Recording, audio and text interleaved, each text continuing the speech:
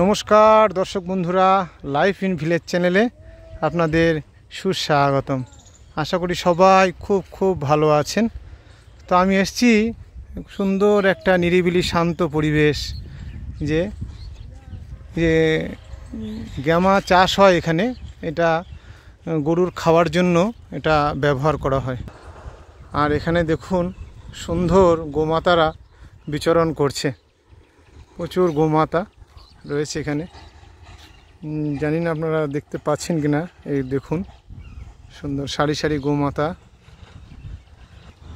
আর গোমাতাদের control করার জন্য এই যে রাখাল বসে আছে, ইনি এখান থেকে বসেই সব অপারেটিং করছে।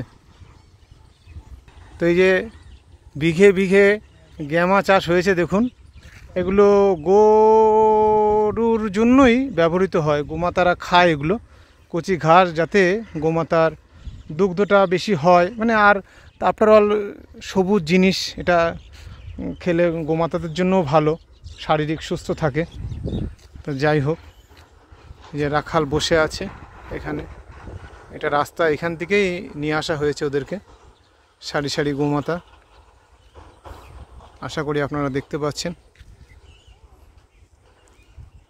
দূরে দেখুন ওই যে চাষ হয়েছে। তো আজকে ভিডিওটি এই অবধি। সবাই ভালো থাকবেন। Thank you.